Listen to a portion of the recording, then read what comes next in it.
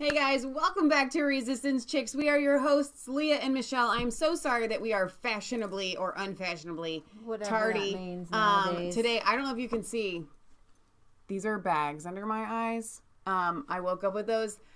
Yesterday was a very exciting day for us here at God's Little Acre. And at the end of the show, I'm going to give you guys some updates and some pictures and some photos and some videos. Michelle has me stand on something. On the fact that we had piglets yesterday.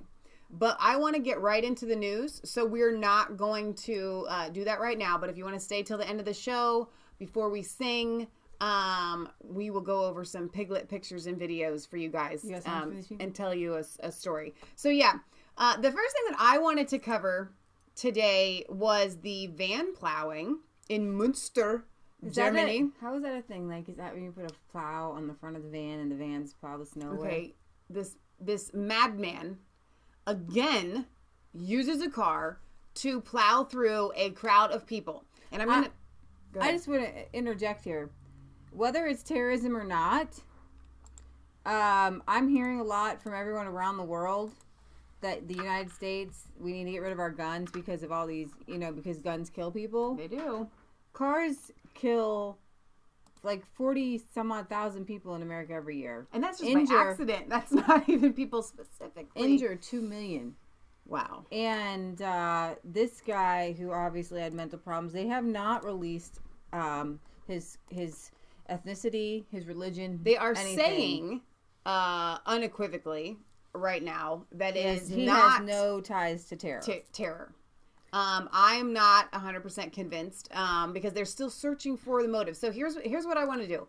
I want to start off by playing this RT video that they did yesterday on it. So okay, well, let's get an update on our top story this hour, because several people have been killed and 30 injured, we understand, in the German city of Münster after a van rammed into pedestrians there. We can cross live now to RT's Peter Oliver, who's in Berlin for us. Good afternoon, Peter. Hello. What's the latest then? Just start with the casualties.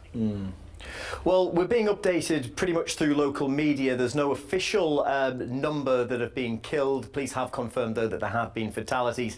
In the last few minutes before I've come on to speak to you, we understand the German tabloid Bild is saying 4 people have been killed, with 30 people having been injured, as well as 6 of those are reported to be in a very, very critical condition. This is after what appears to be a grey minivan was rammed into a crowd of people who are on a square in the city of Münster. This is a popular place for people in the town where this incident has taken place.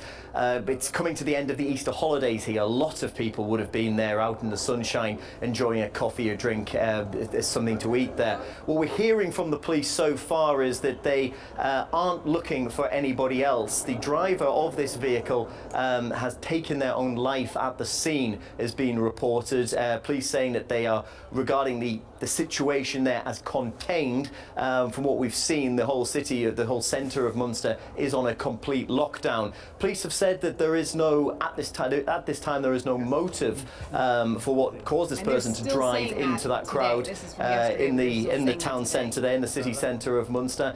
They're actually saying they're calling on people not to speculate as to what might have been the motive. At the current time, though, it is being treated as a terrorist attack. However, the authorities aren't ruling out that there may have been some personal motive behind this. That's pretty much the information we're getting out at the moment from Münster to over here in Berlin. That's really updating by the second. Even as I'm talking to you, more and more information is coming. So I expect I'll be updating you through the coming hours as to we try and piece together what's happened here. But to recap, a minivan, it appears to be a grey minivan, is rammed into a crowd of people in the German city of Münster. Local media are reporting as many as 4 people may have been killed. We understand 30 people have been injured. Some of those are in a very serious condition after this incident. Police investigating it as a potential terrorist attack, but have said that we shouldn't speculate, that we don't know what the motivation for this was as of yet. As soon as we hear any more, of course, I'll be back. All right, so here's the deal. At this point,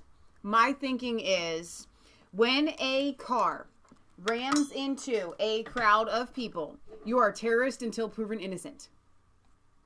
All right? Because it's happened one too many times. And if you're, I need to move that microphone. We're not centered. Or not microphone, the camera. I'll get that in a second. But seriously, if you're going to plow a car or vehicle into a crowd of people, you have to be thinking what everybody else is going to be thinking after they find out that this has happened. Yeah. Knowing that it's going to be, you know, this is what we've had in the past. Terrorism. So the 48-year-old driver has shot and killed himself. So not only did he have a deadly vehicle, he also had a deadly gun. Guns are illegal in Germany. They're calling him Jens R., and he was known to police. In 2015, 2016, he had faced allegations of making threats, damaging property, and a hit-and-run accident. Go figure. He had already hit people with his car. And fraud, all of which were dropped, by the way. So, somebody dropped the ball on that one. Literally. The person in focus had psychological abnormalities that needed careful investigation. Regional Interior Minister Herbert Roll said after placing flowers at the scene of the attack. He said there was no evidence linking the suspect to Islamic militancy and that he was not a refugee. We are assuming the motives and origins of the crime lie within the perpetrator himself. The victims were a 51-year-old woman near Leuenberg on the north of the country and a 65-year-old man from Borken near Münster. Some 20 others were injured. We now know it was in all likelihood a lone perpetrator, a German. Prosecutors said there have been 3 criminal proceedings against him in Münster. And no indications that he was politically motivated. And that is the definition of terror, is someone is politically motivated for their crime. Although officials have provided few details, the German newspaper Frankfurter reported that the man just lived 1.2 miles from this restaurant. So the vehicle, reportedly a gray Volkswagen van, was driven into a tourist square in the 300,000 population city at 13:27 GMT time on Saturday. Eyewitnesses said it was driven at speed, and photographs of the aftermath showed tables and chairs strewn across the terrace. I love that this article has Emmanuel Macron. So, it's really unfortunate because this keeps happening regardless of motivation. Although I am, I'm not convinced that it wasn't terror, only because the mental capacity that it would take to drive a car into a crowd of people, the motivation for that. This is from the Geller report, and she says, listen, the authorities are telling us, assuring us that it's not terrorism, yet in reality, authorities in Germany and all over the West are so dishonest about the jihad attacks these days. Remember in Florida with the nightclub shooting, they told us no ties to terror, no ties to terror, don't worry, it's not terror. Right. Exactly. And that's what they come out with every single time. That his father had been a FBI informant against Islamic militants. I'm not buying it. This is a pill I'm not swallowing. I'm just telling you. But my point was, I find it really unfortunate that because these things keep happening, right, we're desensitized to it. But I do have to tell you something. It doesn't seem like that big of a deal. Oh, another car ran through a crowd of people. One thing about jihadis is that they do not usually shoot and kill themselves. So, Robert Spencer has come out twice with the Muslim woman on YouTube who killed herself and this man who killed himself. Right. So that does not fit a jihadi MO. Right. Because jihadis don't kill themselves. They live to fight another day. Right. They'll do something in prison. Like, they see their whole lives as something for Allah. So, it doesn't fit the jihadi MO. Jihadis blow themselves up with explosives, knowing they'll be killed in the process, but they do not generally kill themselves after an operation is completed. This makes it likely that this was not a jihadi attack. But there are other elements of the story that raise questions. He is believed to be a middle-aged German man with psychological problems. When authorities say that he is a middle-aged German man, they're semamorphing that he's not a Muslim. When the establishment media gives the nationality of an unnamed attacker, it is traditionally non-Muslim non-Muslim, and it's traditionally non-Muslim country. We are meant to understand the attacker is not Muslim. Although, interestingly enough, the establishment media does just the opposite, referring to Muslims, including jihadis, by nationalities they have adopted. Right. Do you understand? So exactly. So when it actually London, is a Muslim terrorist, they will say it was a London man or, whatever. Right. Well, no, it was more than that. Exactly. So we're definitely confused. Like in UK with the grooming gangs, they give the name these people of this town, people of this town, instead of very true that they were Muslims. So we're meant to be confused. We're meant to be confused. Right. So we have to do what we can and pull apart what they're saying in their narrative, back that against what we know in the past, and come up with our own theory, because that's all that they give us. Right. Because they purposefully withhold information from us to confuse us and make us go, what in the world? Same thing, we're going to cover a little bit, because there's not much to tell you, on the Syria chemical weapons attack. We can only go by what we're being told, and what we're being told is from the white helmets, who I know are notorious liars who purposefully hurt people and kill people to make them look like victims. They have been caught in false flags, red-handed, over and over and over again. As a matter of fact, when it comes to the white helmets, almost every single time they are involved, you can know it is a false flag. Right, exactly. So, when Smal Aid, who murdered 2 people while screaming Allahu Akbar, is described as a Frenchman, and the BBC recently referred to a Muslim rape gang as Oxford men. So, in any case, I'm thinking Cambridge, frat boys. Yeah. In any case, this fellow had psychological problems, but there are numerous examples of authorities ascribing what are obvious jihad attacks to mental illness. So also it is noteworthy that people have always had psychological problems, but only lately do they manifest themselves as drivers plowing into crowds of pedestrians. And that's another point. At the very least, this man is an imitator of jihadis. Exactly what I was just getting ready to say. Ding, ding, ding, because seriously, we have a winner. We have these copycat crimes. Well, guess what? So you're responsible. If you commit a crime and somebody copycats you, well, then there you go. The question is how did the police know that he had psychological problems? Did the driver tell them so before he killed themselves? They obviously know that he had a hit and run and some fraud, but how did they know that he had psychological problems, right? He also had no links to terrorist organizations, which means he wasn't carrying an Al-Qaeda or ISIS membership card. But authorities routinely ignore the possibility that a Muslim man might have been inspired to do violence to unbelievers by calls to do from Al-Qaeda or ISIS by watching things on the internet. So the plot thickens. What sort of insane person does these things? If there were 3 attackers, did all 3 have psychological problems? So we don't know what happened here, but you can do your best guess, and I'm really sorry for what happened. Here's a picture of the aftermath with it's chairs awful. everywhere. And guys, seriously, I want you to just take a second and really feel this. If you were in this situation, right? If this happened to you in a crowd that you were at, it would be life-altering. It would be totally traumatizing. Think it was a terror attack, by the way. And yeah, and absolutely. You're okay to do that. Somehow you're a racist if you say, because we live in an era of terror, right? If you assume something's terror because A, B, and C, A plus B has equals C before, right? Suddenly you're a racist and you're jumping to conclusions. Well, no, because, and you're right, but it's a percentage thing, right? How many of these attacks, what percentage of these attacks are always Don't you think that we would be stupid to not make a deduction? Yeah. Aren't we taught critical thinking? Right. Like, we read books and novels, and the idea is you're supposed to be processing guess this the equals, end. I'm putting this together, and it's gonna. And suddenly, when it comes to Muslims and terror attacks, they're telling us, do not use your critical thinking skills. Right. Do not use them. Right. Just go and hide in a closet, and we will tell you what you need to know. Right. Don't think about it. Don't come up with any theories. If I were to tell you I'm going to make a meal with onions, potatoes, carrots, and beef, what would you think I was making? What are you talking about? Beef stew?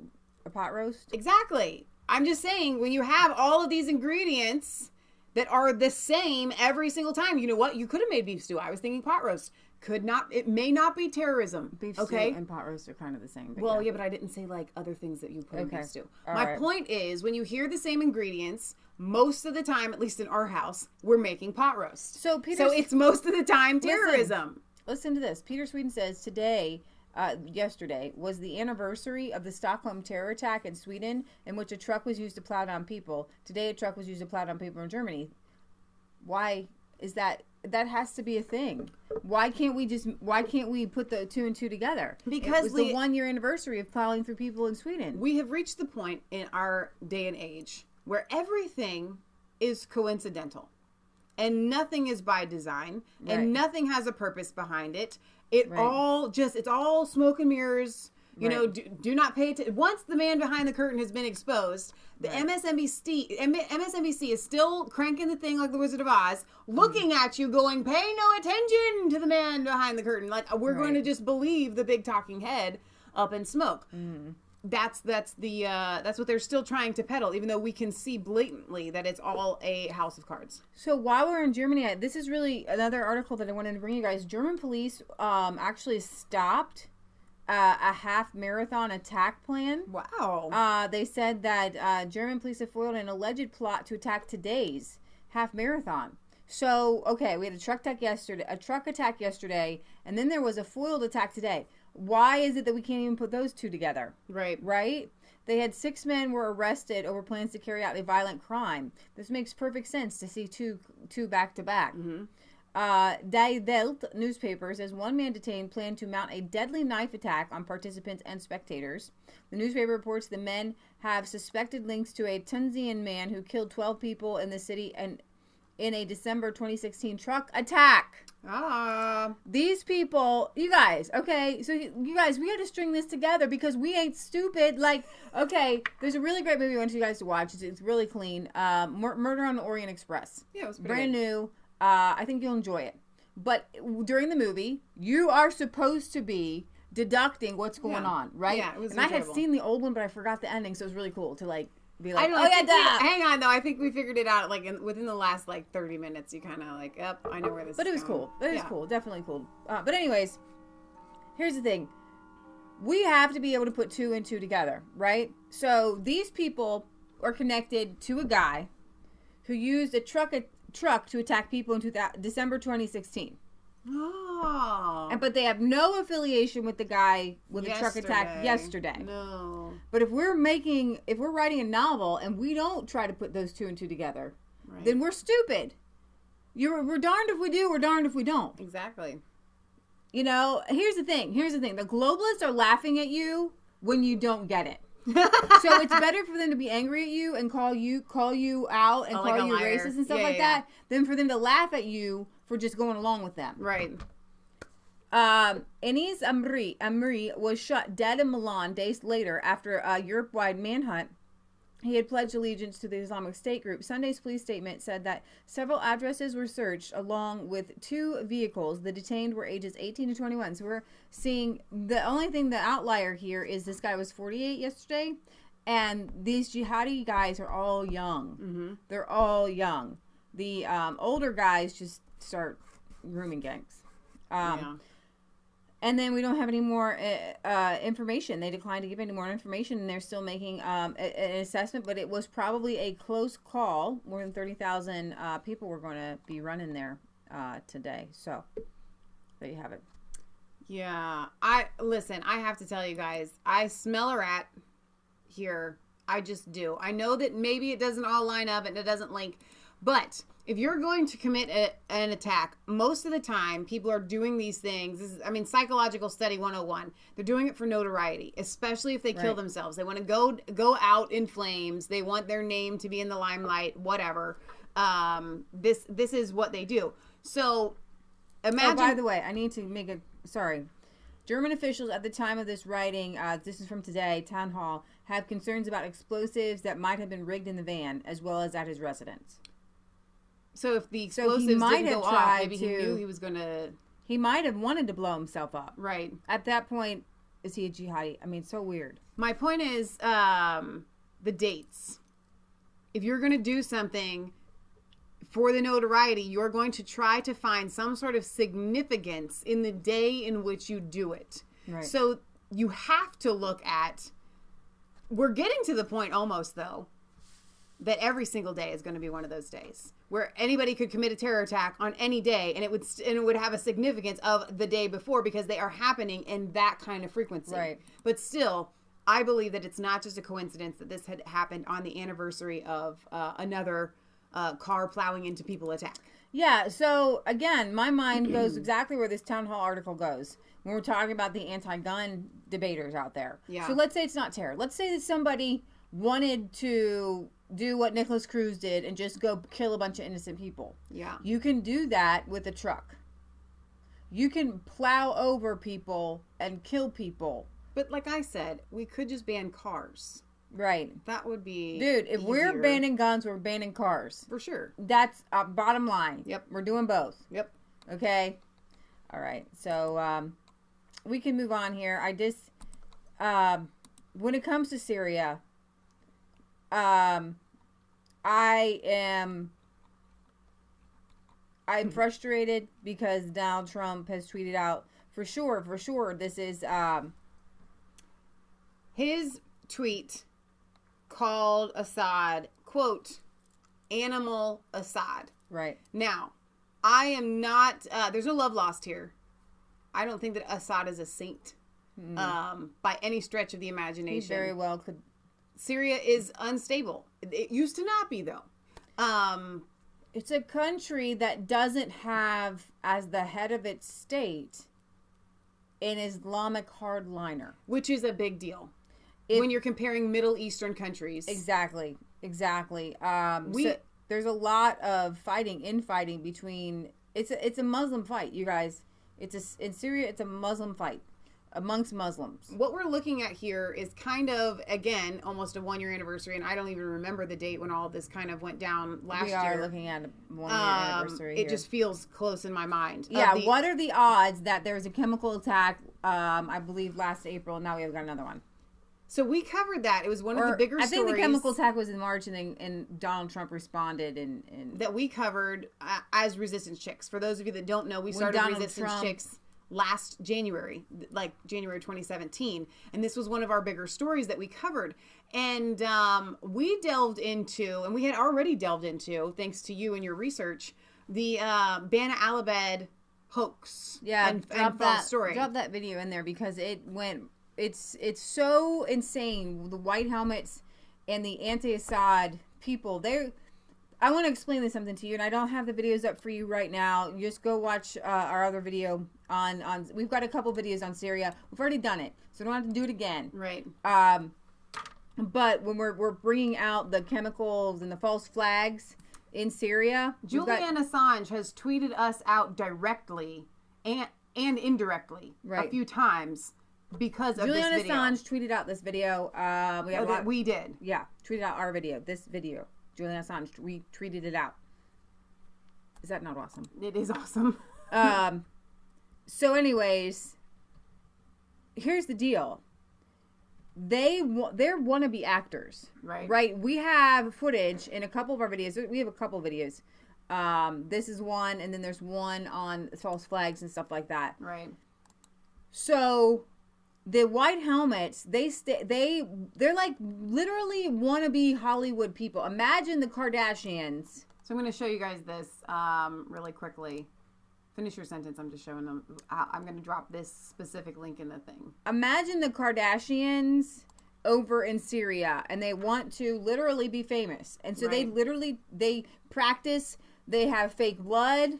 There's video of them practicing with fake blood. Right. There's video of them acting like zombies. Like, it's absolutely insane. Why did you go with the Kardashians on that? Because they want to be Hollywood. You're right. They want to be Hollywood. They want to have their picture taken. They want to be in videos. They want to be in movies. They're making their own movies. They're making their own celebrity. Right. I get it. So... there's a couple facts for you. ISIS used chemical weapons at least 52 times in Syria and Iraq in 2014 and 2016. And General Mattis has confirmed that they have no evidence that Assad actually gassed his people last year. Who is more likely responsible? right when Donald Trump says we're going to pull out of Syria, they stage another chemical attack. Now, I'm not saying that some people aren't victims and some people weren't hurt, because they are, the mentality of these people is the same thing as the Viet Cong. Right. They push women and children to the front. They will kill them because why? Because they're sending them to heaven, right? They're sending them to meet Allah. Right. So it's a thing with them. It's actually, I wonder if is it in this video here?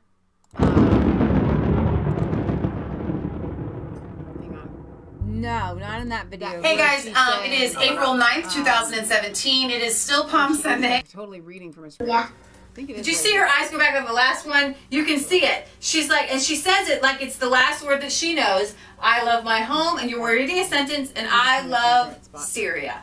That she knew that was the end of the sentence. Watch. Why can't you stop the war? I don't know, Lana. I don't know why the world can't stop the war in Syria. So seriously, I want you guys to check out that video that we did early on. And actually, I think it went more viral on our Resistance Chicks channel back then, which is weird because I think that's the one that Julian Assange tweeted out.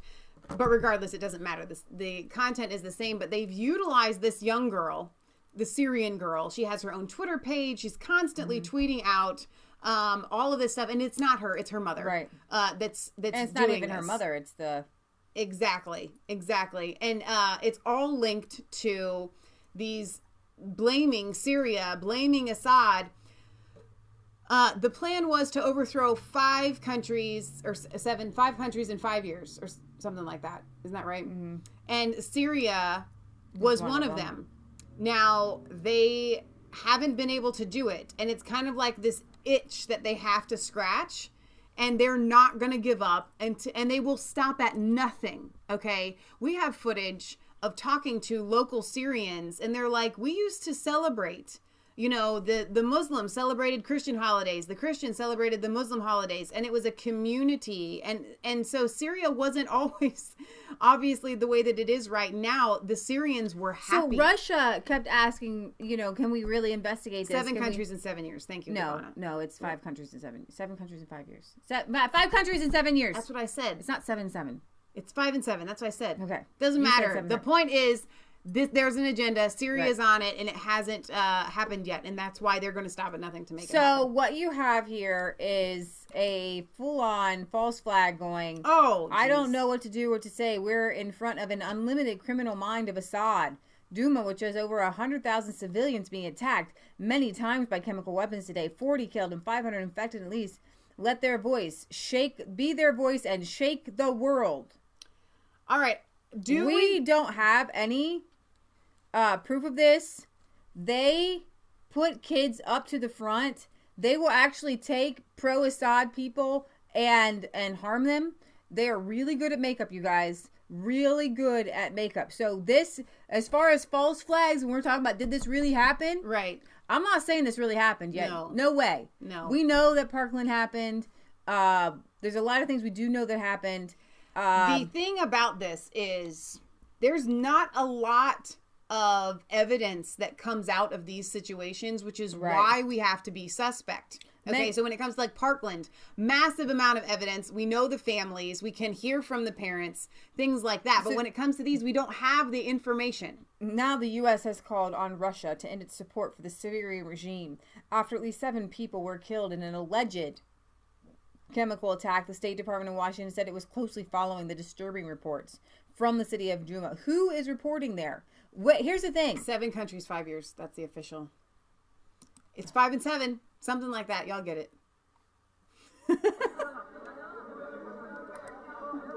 Well done. Thank you, guys. We've even got links in here. Here we go. Awesome. Dude, they do this. They do this every time. I'm sorry. They get their cameras. They get them all up on the kids' faces. They hose them down. They don't take their clothes off. They just hose them down. They specifically get all these babies around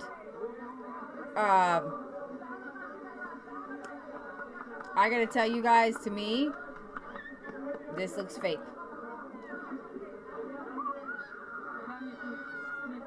To me, this looks fake.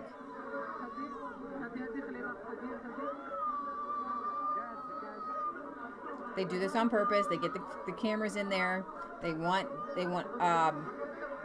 Assad to be overthrown. I know it is really hard to question these kinds of things because you want to. We all have kind of a bleeding heart, but here is the thing, guys. In a crisis situation, it's not always that easy to get your camera footage right in to every single specific quote-unquote great shot of every child. I keep seeing this going shot through everywhere. Something. This looks like a movie set to me, guys. I have to tell you.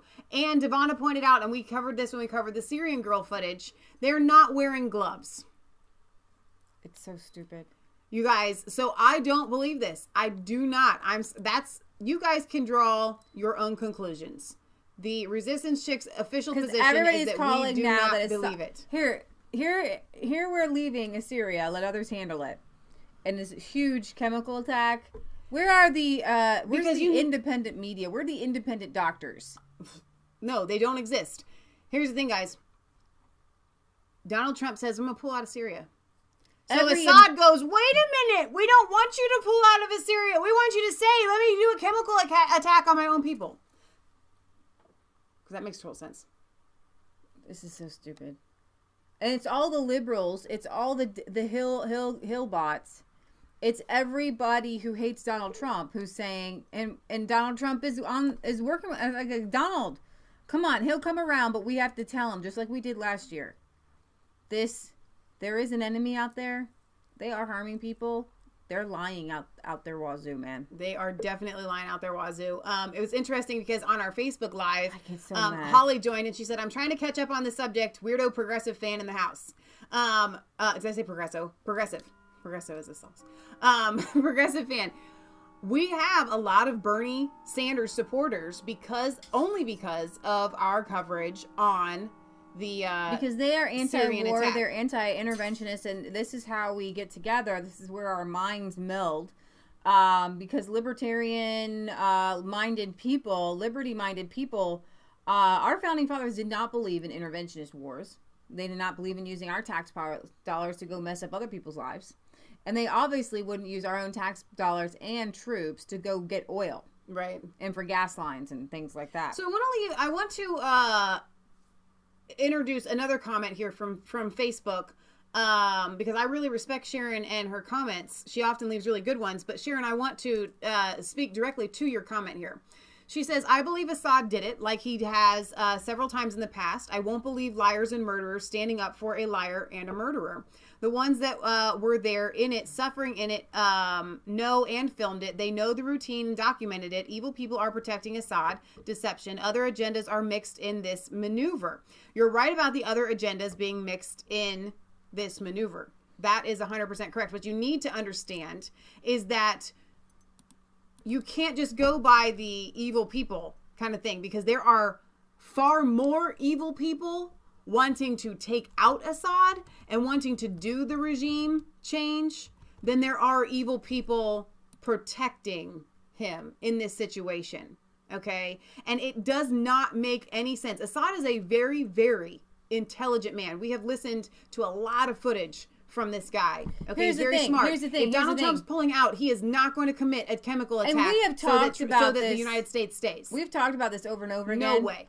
We've talked about this. Al-Qaeda, ISIS are the white helmets. Yes. So we can't believe the white helmets because they are Al-Qaeda and ISIS. You can't just say, oh, I believe it. It's Al-Qaeda and ISIS. And I'm trying to, I don't have them. Like I said, I don't have the videos up. We do have another video. Drop it in the link. See if you can find it in our things on. We did a whole expose on the white helmets. And the reason why Trump bombed Syria after the last chemical attack one of the reasons is they all kept saying Ivanka and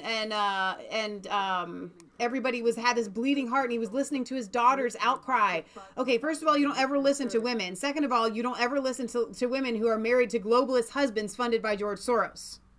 Right. Let me just play you a clip here from Vanessa Beeley on the white helmets. The white helmets, who's backing them, what they're about, what their actual motives are. Can you shed any light on them? Yeah, absolutely. I mean, you've mentioned the fact that they are a multi-million funded organization, not a non-governmental organization. They're multi-million funded by various nations, NATO states, that have a declared vested interest in Syria, in regime change in Syria. This is very important, a very important point to make. And we've seen this so-called humanitarian organization calling for a no-fly zone on various occasions, various false flags, including the very recent alleged attack on a humanitarian convoy by Russia, which has been completely discredited since. Of course, that story was broken again by the White Helmets. We also see them now being entertained in France by, top government officials like Manuel Valls, Prime Minister. He has been speaking them today, and France's involvement in Syria has been very clear from the beginning, right from 2008, when Sarkozy was furious that Assad refused the Qatari pipeline, and certainly refused France's suggestion that 70% of the revenue from that pipeline should come to France and 30% to Syria. So we've got videos. Michelle just dropped it in there. White helmets. White helmets are supposedly the humanitarian group. They are ISIS. Right. They have ISIS flags. They only help the civilians on the ISIS side. Right. They don't help funding to cut off water to the so I just wanted to show you guys innocent, kind of killing innocent Saudi tourists. So watch this video, and I gotta tell you, the description and into the chat as well. I know Chris Holman just called me out. He said, "Don't ever listen to a woman, Michelle. I'm shutting off the channel." No, but seriously, women are emotionally unstable. We just are. There are times to listen to women. John Adams listened to his wife all of the time. But what I'm saying is, in a situation like this, when the woman is just looking at pictures and photos, you don't drop a bomb on Syria because your daughter is crying over photos. And what's interesting is this, the Aleppo boy's father actually... On August 17th, 2016, Omran Daknish was a child seen around the world known as the ambulance boy. Omran and his family were living under insurgent rule in East Aleppo, where he survived an airstrike in the buildup to the Russian-Syrian army's operation to retake the city. Now, with the rebels pushed back, Omran's family is finally speaking out. RT's Anya Parampil has that report. This child's image was used to demonstrate the brutality of the Syrian government's campaign to retake militant-held East Aleppo last fall. Who can forget when the sweet, helpless face of Omran Daknish moved one CNN host to make this emotional appeal? Lost in the flurry and the fury of war and chaos. This is Omran. So fake. He's alive. So fake. We wanted you to know. Yes, Omran is alive, and unfortunately for the media once captivated by his likeness, his family is talking. Because like many civilians trapped in Aleppo as a horrific battle between insurgents and the government rolled on, they stayed loyal to Syrian President Assad. In an interview at the home his family has returned to, Omran's father says the way the media used his son's tragedy was propaganda. I am Mohammed Kir Daknish, the father of Omran. We have been in so much turmoil in eastern Aleppo because of the insurgents and because of the issues they made propaganda about. The boy, thank God, is all right. He had minor injury. We were sitting in our house like this. Omran and I were spending time having fun on our cell phones. Then the strike happened. I was busy saving my family while the insurgents seized the opportunity and filmed my family when they were escaping the house for the sake of propaganda. Thank God the situation is now improving. The army is advancing and has liberated the area so we could... The insurgents took the kid, filmed it, like, look what Assad did, but they were the ones who did it. Exactly. ...return to our homes.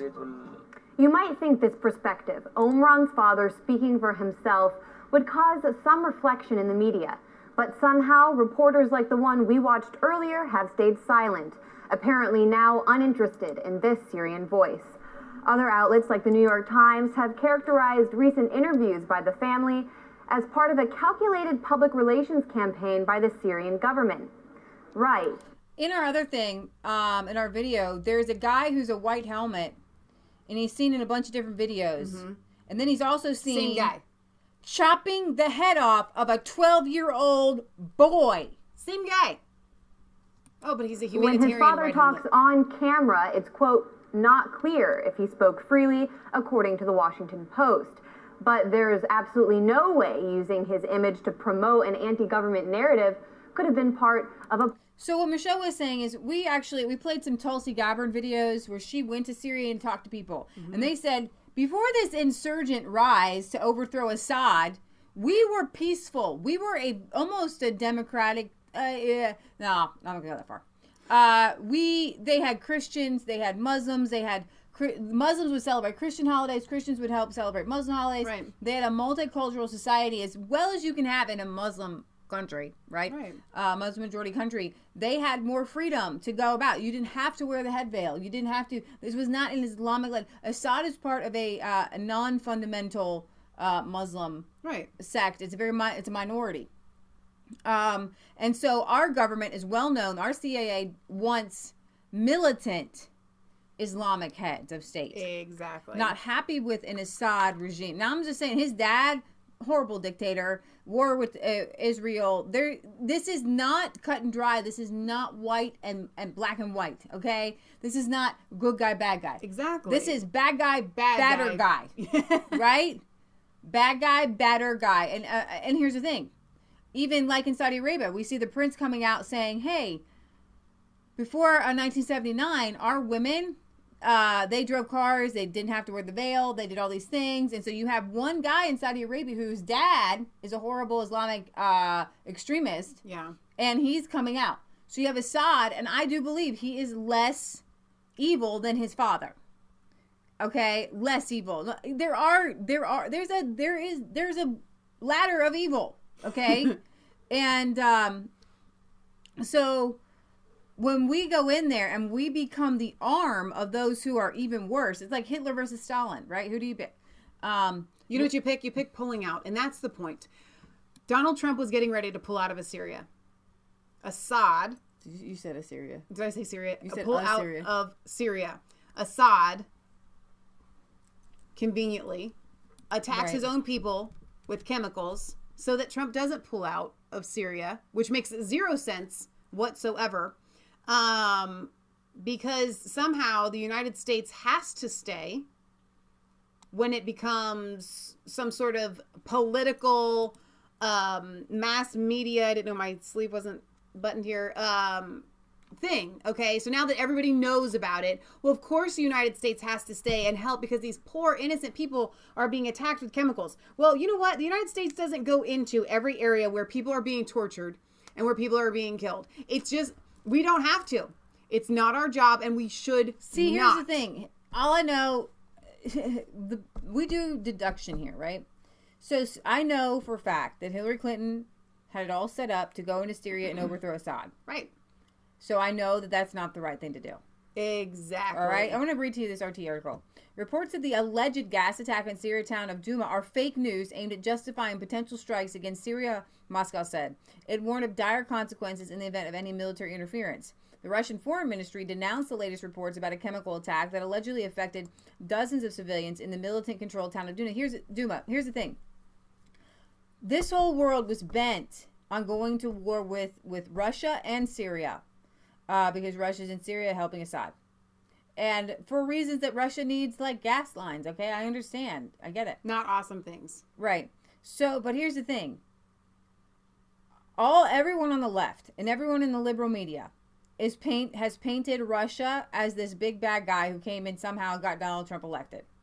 And hacked the DNC and gave us Podesta's emails. Whatever. So if they are trying to go to war with Russia, and then there's a Skripal case in UK, like, I'm telling you, as a Sherlock Holmes, there's a Skripal case trying to make It doesn't make sense for Russia to chemically attack some guy who's actually going to live, by the way. There was a meme out, and I wish I could find it. It literally had a picture of the guy and his daughter, fine, totally fine, just drinking. And it says, I don't always survive nerve gas attacks, but when I do, they are always, what was it? I don't know, weapons of war or something, mass weapons of war. Like government type, not government, shoot, I wish I could find it. It was really funny. Mass weapons of war. Yeah, the point is, this is supposed to be a government nerve agent that you are not supposed to survive if you even look at it. Okay? I mean, seriously. And somehow the guy's okay. Right. And so you have that right at where Russia's going to hold the World Cup and right before Putin's election. You have this other attack. There are people has anybody ever heard of Who Framed Roger Rabbit? Right? Russia's being framed. Russia is being framed. And why is Russia being framed? Because they have come out of communism. They're embracing Christianity. They're embracing more liberty. They're embracing organic ways of life. They're embracing independence. Are they there? Here's the thing. On the level of evil, Russia is going down the ladder. Right. And you have other people saying, no, you're not allowed to come out of communism. Okay? We actually would rather you be communist. We would not be having this Russia talk if Russia were still full on communism, because the lefties, the globalists, love communism. They want a communist world. And actually, in that debate with Nigel Farage and the ex-president Fox from Mexico, the ex-Mexican president says, we need less democracy. We need a new form of government. We need to control people. We need globalism. We don't want democracy. Totally insane. But that's what they're saying. And that they want hardline Islamists. Right. They want communists. They want China's hardline communism. And then you can literally control the idea that you can literally control a whole nation by just making them do things. Liberty Bell says, Putin poisoning a spy in London during his presidential election? ? If Putin wanted Sergei Skripal dead, he would have done it when he was in a Russian prison for 4 years. Exactly. They wouldn't let him go. He's not going to go to UK. Just, oh, hey, I want you to take that guy out with a chemical weapon that only we're supposed to have. All right? It makes no sense. This doesn't make sense. You cannot make me not wrap my brain around something that is not logical. It's not logical. All right. What does make sense, I told you with the Skripal case, what makes sense with the Skripal case in the UK is that this guy was a double agent. He was working for the UK. He was working for UK intelligence. He had his hands on this and it got loose and he and his daughter were poisoned. And the UK literally framed Russia because they're the scapegoat to make themselves not look bad. That's what this is all about. Still the question is, why didn't he die? If this is such a, because huge... it's not, it was a compound like it, but it wasn't as powerful. Right. All right. So Russian Foreign Ministry denounced the latest reports about a chemical attack that allegedly affected dozens of people in this militant-controlled town of Duma. It said the reports were another example of a continuous series of fake news about the use of chlorine and other chemical agents by the government forces. Here's the thing. This is militant-controlled area. And they make things happen, guys. The ministry pointed out that the source of the reports was the notorious civil defense group, the White Helmets, which has been repeatedly accused of having ties to terrorists, as well as other groups based in the U.S. and UK. Russia has warned about a false flag chemical attack being prepared in recent months. Russia says they're going to do a false flag, they're going to do a false flag, they're going to do a false flag. Those who are not interested in a genuine political settlement of the Syrian crisis are seeking to complicate the situation on the ground, it added. The goal of this baseless speculation is to shield the terrorists and the radical opposition that refuse to engage in a political settlement process. These militants aren't going to let go. Right. They are ISIS. They have been planning. Seriously, they're on their way. They're losing. This is their last hurrah. Right. What are we going to do? The U.S. is leaving. They're going to give the government over to Assad. They're leaving. What are we going to do? Well, it worked last time. Let's do another chemical attack. As well as to justify potential military strikes from the outside, the statement said. It then warned that any military interference in Syria conducted under far-fetched or fabricated pretexts would be absolutely unacceptable and could lead to dire consequences. Meanwhile, the reports of various rebel-linked activists about the alleged chemical incident in Duma seem to have provoked, and then we have Donald Trump saying many dead, including women and children. That's what they always said. The white helmets. There are women and children here. No, you either gassed them yourself or it's fake and you made them act. Seriously. Walking around like zombies. Accusations against the Syrian government and the Russians who followed. You've got all kinds of posts from Donald Trump and from, just the lefties. So the lefties are jumping up and down saying, we got Donald Trump on our side. The EU claimed that the Sunday attack was evidence, pointing to another chemical attack. And Moscow had warned that unconfirmed reports of atrocities and false flag chemical incidents were likely to appear at a time when militant factions are losing ground in Syria. So don't want you to worry about it. I think Russia has their hand on this. I think it's going to be okay. You can shut that door because I'm a little chilly. Okay. The latest report came as the Syrian army pushed to liberate the remaining militant occupied settlements in the Damascus suburb of eastern Ghouta. All right, pause. Pause. As I was letting the dog back inside, another thought occurred to me. Assad. The last time there was a chemical attack, Assad was like, didn't do it. Everybody was like, you did it. He's like, didn't do it. Trump sends a bomb.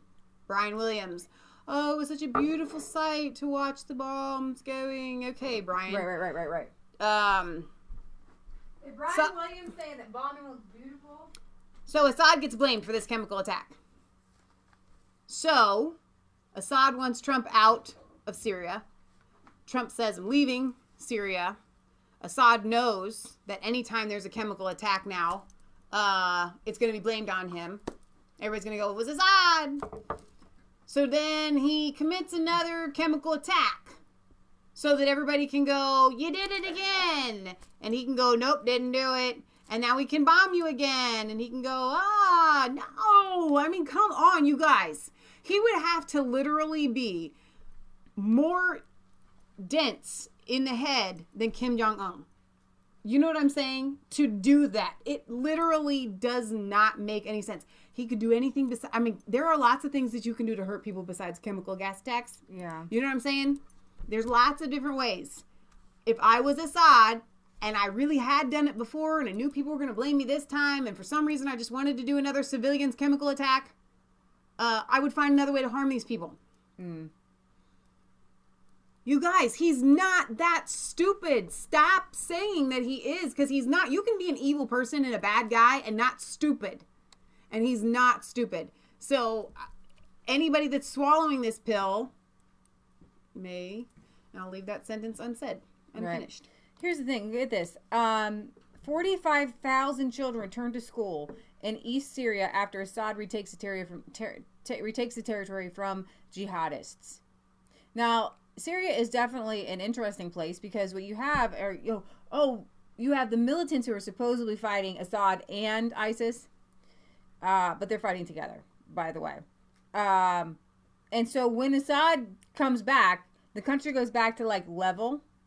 The militants want destruction. They have destroyed areas of Syria that it's mind-boggling. They're the people who with Solomon, it's not their baby, but they'll rip the baby in half. Right. To just get half, right? I don't know how many people know that story. I can sum it up really quickly. 2 women come to Solomon and one lady had killed a child, or her child had died. And so the other lady says, this is my child. The other lady says, no, it's my child. So Solomon says, I got this great idea. We'll just cut your child in half and give you both half. The one lady says, well, fine. And the other lady says, no, fine, she can have it. And obviously that means, she's the real mom. She doesn't care. She'd rather the child live. That's the story in the Bible, for those of you that don't know. So dozens of schools are reopened. 45,000 kids are back in school. Some 6,000 students are also resuming their studies at the university. So I wanted to bring that to you guys because there are people who their lives are better when these militants aren't in control. All right, we can move on, but it's a pretty intense. This is one of the bigger things that is happening in the world right this minute. Right. So exactly. It's definitely worth covering. Yeah, I was seeing if RT had a video on it because right now I don't trust Wall Street Journal, ABC, NBC. RT definitely has more chemical attack.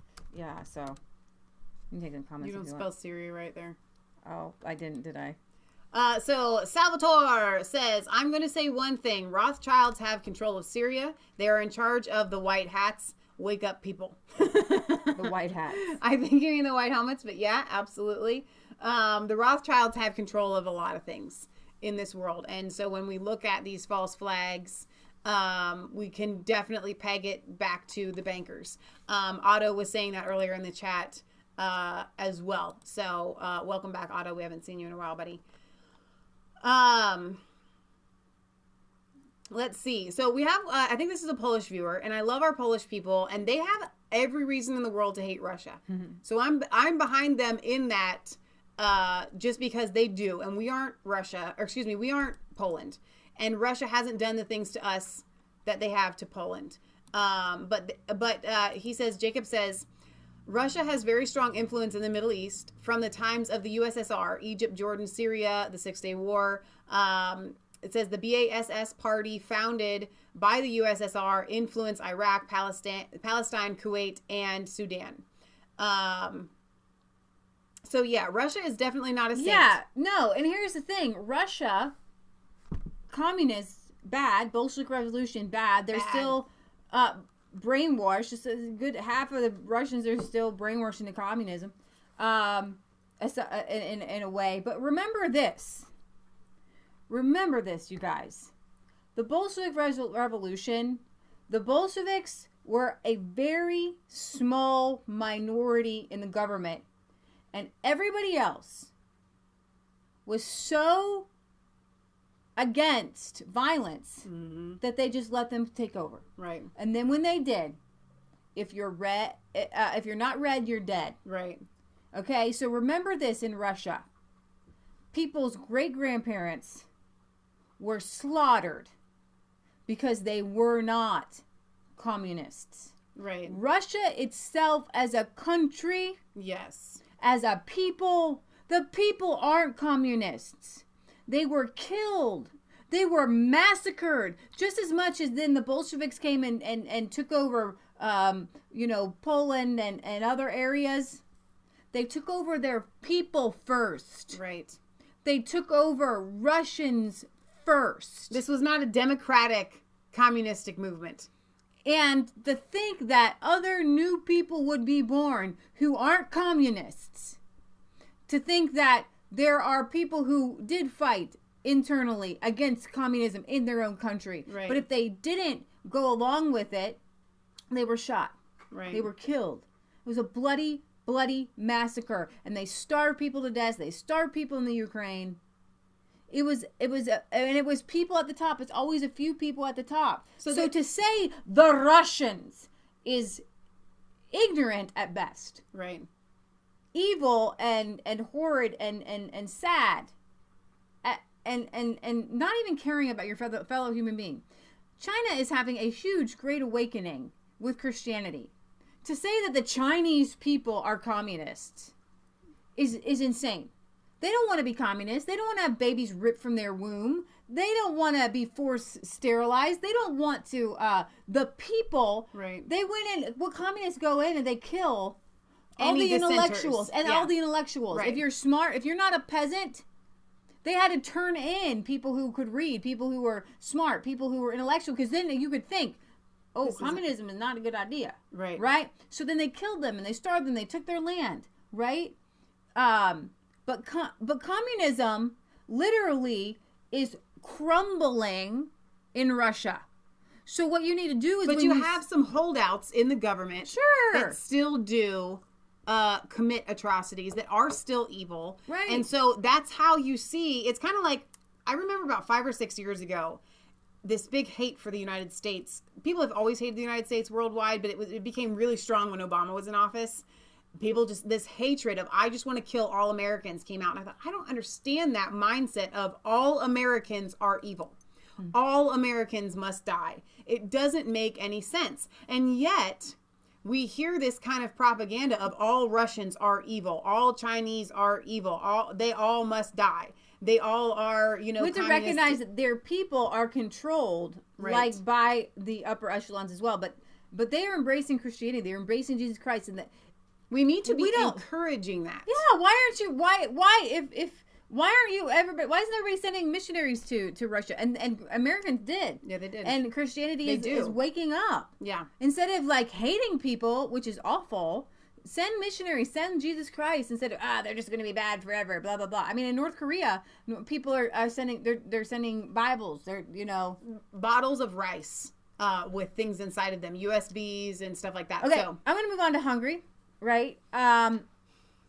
Hungarian TV host says Western civilization is digging its own grave. They are having an election today. And George Soros is doing everything he can to push the globalism and the migrants. And to make sure Viktor Orban is not elected. Viktor Orban is a strong leader. Wonderful leader. I'm going to play this clip for you. A prominent Hungarian TV host offered his opinion that Western civilization is in the midst of a suicidal self-destruction during a hard-hitting monologue and subsequent interview with Prime Minister Viktor Orban. Here we go. Let me play some, not all of it. In every campaign, there is a sentence to be said with the magical phrase that this is a fate-deciding election. So this either means something or doesn't. This brings us back to your first question, because there is something in our campaign that you can see, because we fought against such things. And the viewers and the voters can decide if we succeeded to avoid stiffening, becoming ossified into the roles of the great politicians taking care of the grand tasks of the state. So, let's see, our sense of, I'm missing it. Our sense of humor has stayed with us. So our campaigns, even the adult ones in our present age, could carry from that humor and irony. While campaigns have a lot of things that are off-putting, but all in all, for us the campaign is a wonderful thing. An opportunity, partly to keep our good mood, and partly to connect with the electorate, as we did since 1988, to keep in touch. And these live connections have prevented us from becoming these big-headed, gray-suited boss men. Isn't that cool? So let's return to this phrase that we face a fate-deciding election. This is a mandatory campaign sentence, but now, 10 or so days before the April 8th election, now this is really about destiny. We have in front of us a historic election, and we start to untangle it. We start from this point. If we are the political formation that in the last 30 years was permanently the Hungarian and European, we can say that now, was able to stay in the leading edge of politics, then now, just before a crucial election, we could state properly what and who we are facing off with in this election. You want to read his? The phrase fate deciding is such a heavy expression. It almost presses one down into this table. But there is a truth in it if we analyze the phrase a little bit. Fate deciding is when the decision about our fate arrives, about our future. The last time Hungary had it was in 1990, a fate-deciding election. After that came elections that, even when they produced a clumsy government, the succeeding governments had some chance to fix the problems created by the previous governments. There was a Bokros package, the finance minister, between 1994 and 1998. So in 1998, we won the election and were able to fix most of the damage caused by the Bokros package and heal its wounds. The something government ruined the country, left it close to default by 2010. By 2010, we started and we were able to put the country back on its feet. Now we look like a stand-up, honest, decent country. Up until now, we have had elections where the Hungarian people could make any kind of decision. We could trust that we could fix it, at least in 4 years. But now, there are such questions at the center of the election that if we mess it up, we cannot correct it. There is no second examination. There is no way to fix it, because now the immigration is at the center of the election. And if Hungary takes just one step in that direction, similar to the Western nation, to convert itself into a migrant-accepting country, then there is no return from there. So if a mixed population is created, it's not possible to separate them. As they flood in as a result of colonization politics, they break the dam. We will not be able to remove them from Hungary. Many hoped for what we saw in 2015. When they came in, that was not good, but they went out on the other side of the country.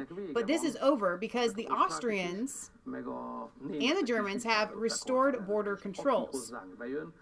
Whoever comes in will not be able to leave. So our future will be decided in this election. Do we remain Hungarians as a country that we know and love, or will others come here? So that a mixed population country is created with different cultures and parallel societies with all those consequences that we can see in Western Europe. It's very rare what we can say in this situation.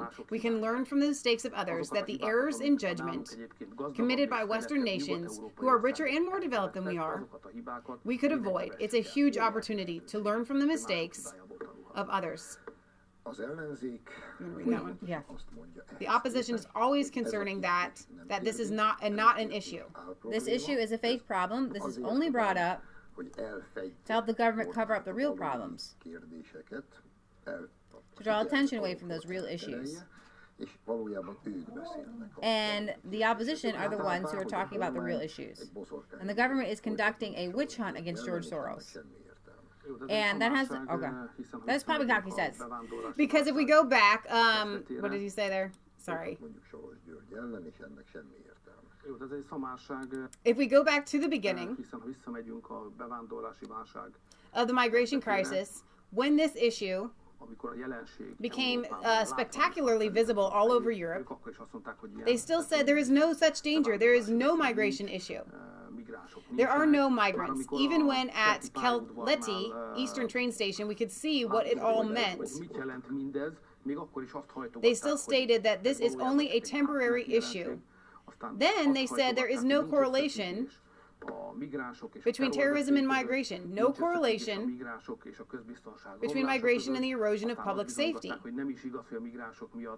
Then they asserted that it is not the migrants causing danger to girls and women in Western nations. So for them, they do not make a connection between the change in the situation, the deprived conditions, and people flooding in with the migration. Right up until the day they actually stated this, they are a part of the network and censoring the information and news about the migration. I would have never thought, referring back to 30 years ago, when Fidesz got established, there would come a moment, and I have to say it from Budapest, people, there is censorship in Europe. The news and information about the migration is regularly suppressed, faked, and manipulated, even in the social media at the official level. They frequently suppress such news, disable advertisements, censor such information, and the Hungarian opposition parties are part of this Western European operation. George Soros is not fiction. You personally contributed, if I heard it correctly, and wrote about how this network unveiled itself. We listened as they told with their own voices in audio recordings how they work against the Hungarian government, how they want to overthrow it. They said at least 2,000 people paid George Soros are working in Hungary to accomplish this. So I think they should not be so outraged when they themselves revealed and unveiled themselves. You described it that 3 years ago, when you realized that it was the migration pressure and means, and the opposition was still saying that this is a non-existent fake problem. I would expand the 3 years because the favorite writer of both of ours, Douglas Murray's book,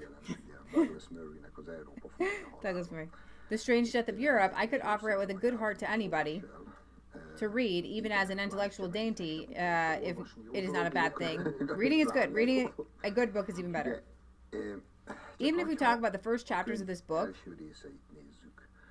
written in black and white, what astonished me the most was all these events since the 50s in Western Europe. This did not start in 2015, but for 4 or 5 decades ago. Moreover, Even more stunning that if any politician or anybody, even in the 60s, raised his voice against this, the reaction was the same even then. They call him a fascist, exclusionist, xenophobic, Nazi, etc. The stigmas have not changed a bit, but for 4 or 5 decades, our process has been going on in Western Europe, and the people of Western Europe are still tolerating it without any resistance. I'll play just a few more minutes. How could this happen? Sometimes they tried. Sometimes the people would raise their heads and give their opinions. But until the final larger rush, this process was so slow, so invisible, still waters run deep, as the saying goes, and those politicians were not able to grasp it, who otherwise wanted to defend the French, German, or Italian national culture, Christian Europe, the national identity, where they found themselves standing against forces that could defeat them. It is worth thinking about. Who are we standing against? Of course, with the frame of the show, we would be redirected into historical philosophy. Yeah, let's do it. No problem, he says. So I'm going to stop it there. This is, it's a pretty open and honest interview. And I'm really happy that they did this, and I'm really happy that they put it in English. Subtitles, yeah. Yeah, exactly. So today is Hungary's election, and I'm pretty excited that they are holding the line, that they are doing what other people aren't doing, because it's not about you don't want migrants in, it's not about you don't want other cultures in, it's about when you're bringing in these people who, it's okay to rape people. Right. Like, they do it, like, seriously, in Nigeria and Somalia and female genital mutilation. What's happening in Sweden and Italy and all the terror attacks, that is a result of this George Soros push. And Hungary and Syria are holding the line, and I'm really, really proud of them. Hungary and Poland. Why did I say Syria? Sorry. Because we just talked about Syria for a long time, and I was like, I don't see the correlation there. I think you did not mean to say that. Exactly. So, I'm trying to see if there's anything new on what's going on. Sometimes you can see what's the latest. I don't know if you take any comments. Geez, there are so many. I missed them while we were reading. Let's see. Aaron says, sounds like what the U.S. has is a problem with is too much exterior influence forcing change. Here's some pictures of people waiting in line to vote in Hungary. That is fantastic. I have to tell you, for those of you that are our United States viewers, and you're unaware, and that's why you watch our show, and thank God that you do, we wouldn't have a show without you guys, but I love our Sunday show where we can bring to you what's happening. Check this out. In Europe, but what is happening in Hungary is absolutely phenomenal. These people, holy cow, are populists. I think they need patriots. Some more voting. There is a reason why a man of such integrity, like Viktor Orban, they're not all going to gets into the position that he gets into. They're not getting the vote. The Hungarian people are absolutely amazing, and they are linking arm in arm with Poland, with the Czech Republic, to stand up against globalists, to stand up against the EU. You're seeing videos. People are posting pictures. The people are out pretty happy and excited about their. For the most part, I think that the best thing that George Soros could ever do is to try to come against really high turnout. Don't do it. This is from the Hungary Soros, Journal. Do not do it. According to a poll conducted by Median in the last 2 days, Fidesz can lose its 2/3 majority in the parliament. But with all those people there, I think they're there for a reason. Gary says we need to turn Soros over to Hungary. I don't know what they would do with him. 68.13% of all voters, over 5.36 million people have cast their vote. Turnout was the highest in the vast country in the West. I love what Simon here says. He says, in England, we would join a line just because it's there. And you guys totally would. You all are insane.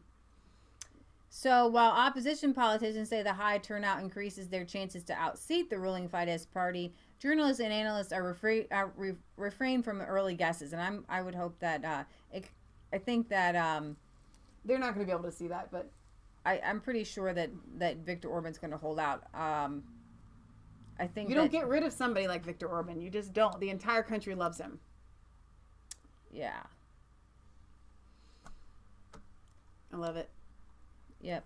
So we're gonna see what happens here. I wish I had some more news, but I guess they're You mean on the election? Yeah. Says it's getting better and better. I don't know what this is. Sorry. I can't read that stuff. It wasn't any, I don't think it was anything.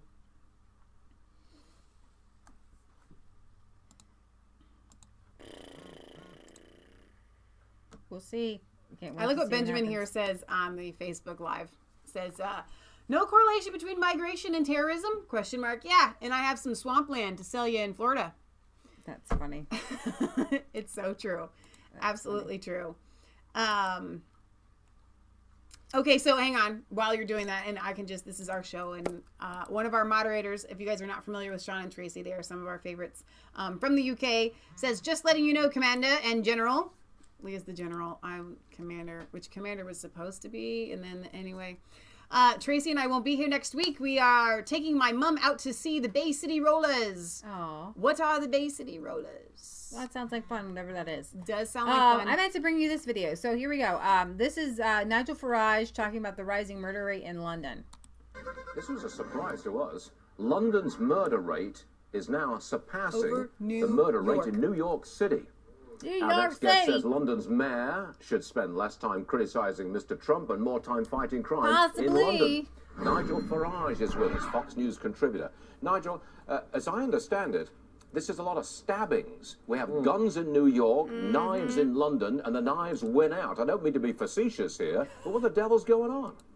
Well, I think we've got a breakdown of law and order in certain districts in London, and remarkably, this mayor of London has not visited a single one of the crime scenes. He has not met any of the bereaved families, and he's simply burying his head in the sand. Now, we had a policy a few years ago called Stop and Search, which meant that in the bad areas, the police could search people at will to see whether they were carrying knives, and if they were, they'd get strong sentences. The problem is that many of the areas in which this crime is happening are areas with very high immigration rates, and everyone's scared of the police and the authorities being called racist, so we've taken our foot off the pedal, and I would say that political correctness has directly led to the murder rate going up in London. What has the mayor of London, Sadiq Khan, what has he had to say about this? He must have had some kind of public announcement. He writes letters to Downing Street. He writes letters to the Prime Minister saying, can we please spend some more money on the police, rather than making sure and working with London's Metropolitan Police to make sure we are policing those bad districts, doing it properly, and bring back Stop and Search. And you know what? If people want to scream racist at the police officers' job is to bring the murder rate down, but they need direction from the Mayor of London. And frankly, through all of this, he's pretty much absent without leave. I find that hard to explain. I don't know why he would do that.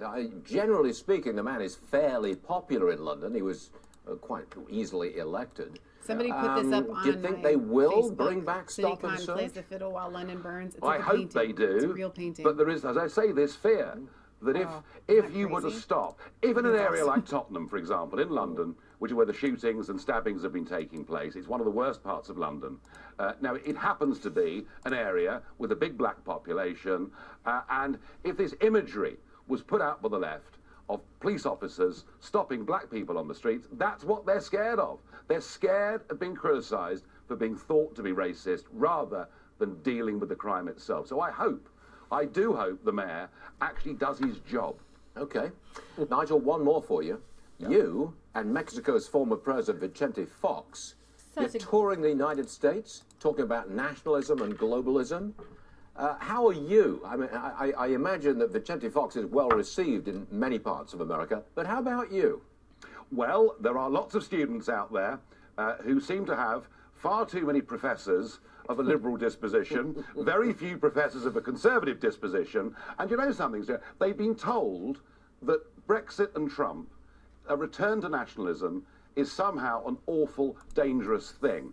And my job is to explain to them, through the boos and jeers you understand, but my job is to explain to them that nationalism, or nationism as I call it, is the desire for people to live democratically in a country where the decisions are made by people they can elect, made by people they can get rid of, and I try to make them listen to the argument that immigration matters, that a country that gets this right, that makes sure that immigrants make a financial contribution, speak the language, integrate within society and obey the law, that is what we need. And I warn them that if you look at what Mrs. Merkel did in Germany, by just opening up the doors to countless numbers of people, she effectively has directly imported terrorism into Europe. Now, I know some people find these arguments tough to listen to, but actually there's been far too much safe spaces and banning of speakers from universities, so I'm enjoying the challenge. Exactly. I was just going to say that at least they let you speak. Yeah. Surprise, surprise. Yeah, no, I mean, listen, I think this is really good. Now, here's the thing. Would you rather hang out with these chaps or the guys over at CNN? Oh my gosh, no. They're just like regular, I don't know. They are fantastic. This is really healthy. We've done 2 debates already, 2 more to come. And, you know, I don't agree with Vincenti Fox's globalist outlook, but the point is we're also showing these students that you can have debates on tough issues, but you can do it in a civilized and a grown-up way. Those debates, I only got a chance to watch one of them. I think only one's taken place so far, maybe more than one. But with Nigel and Vicente Fox, which used to be the president of Mexico, are really enjoyable. And I love that Nigel is willing to go out and have that debate. So in the chat, of course, Jim West says, "Ladies and gentlemen, Mr. Nigel Farage." I am told by Sean, the Bay City Rollers are a band from the 70s, and they are great. I bet your mom will remember them. And then everybody is saying, "I can't believe you don't know." And so I looked up some of the songs, and I just from the title, maybe The Way I Feel Tonight is the only one that stands out to me. Sorry, no clue. I'm sure if I heard the songs, I would know. But yeah, showing my young age here. I like that. Usually it's my old age I'm showing. England's Best 316 says, "Oh, how proud I am of my beloved capital city. Actually, I've never been more ashamed to admit that I'm English in my entire life. London is garbage. Sharia May is about to bow to Islam." So let's see what else we have. Sorry, I lost my place here in the comments. Aaron says, "I'm turning in my steak knives tomorrow in recognition that knives kill people, and consequently I ought to not possess knives because I am not a murderer." Right. Well said there. So, Brussels, Belgium, okay. Wonderful place of the EU, now has its own Islamic Party, which wants to create Belgium into an Islamic state, and they actually are going to probably win a few seats. Federal MP Richard Miller wants to ban the Islamic Party. He told the Belgian agency on Saturday. His statement comes soon after the party published its manifesto. He confirmed he was worried the Islamic Party would win a lot of seats in the next election. It has candidates in 28 Brussels and Walloon communes. This week, this other guy, one of the Islamic Party's co-founders, said his party wanted to establish an Islamic state and introduce the Islamic charter in Belgium. Mr. Miller said this was unacceptable. No kidding. Nice word. It's just unacceptable. Unacceptable. This project is a threat to our freedom and the fundamental rights that are part of our Constitution, says Mr. Miller. He spoke to the Justice Department about the threat these propositions could pose to equality in Belgium. The federal MP mentioned the fact that he wanted to ban the party back in 2012. He claims it is abusing human rights to promote its ideas. The Liberal MP said he was worried the party will win a lot of seats during the next election as it appeals to religious people. And he also thinks the other parties with communitarian tendencies may be tempted to form an alliance with the Islamic Party to ensure a majority. So you've got the commies. Oh, dear. So this is the result, and Viktor Orban is saying we're learning from what you did and allowing these other cultures to come in. Some cultures, as Douglas Murray has said, not all cultures are created equal. Here's the beauty of now we have a democratic. They want halal meat in all schools. By the way, we have a constitutional republic. Forgive me there. But it does operate on a democracy type platform. Right. So when you have a democracy and you allow your country to be flooded by other people that could vote in such a way that will sway your laws on a massive scale, we are talking about an Islamic state, a party that wants the rules of Islam, Sharia law, to be countrywide. Okay, we're talking about what has happened to Iran. We're talking about head veils. We're talking about women being second-class citizens. I mean, homosexuals being able to be thrown off of buildings, the whole 9 yards. That's what these Sharia courts that are already in existence in the United Kingdom and several other countries around Europe. So the fact that this is happening in Belgium is quite scary. Right. Because they could utilize and abuse the democracy, the democratic process, to enact something that would not be democratic and would never be able to be changed or overthrown, you know, because democracy would be thrown out the window if it got put into place utilizing the tool of democracy. Right. So, yeah, that is, that's so crazy. I don't think we got a chance to cover this. This was from April 2nd. 1 dead and 17 were injured after a Syrian refugee sets a building on fire and blocks the exit. A 32-year-old Syrian set an apartment block on fire in the German town of Leipzig. The man will be charged with arson and murder. The refugee set fire to the apartment block in the early hours of Good Friday. As a result, 1 person died, 17 were injured, and several house pets died in the fire as well. The video shows that people were stuck on the roof. I shouldn't feel sorry for the animals. It should just be the people, or the animals primarily.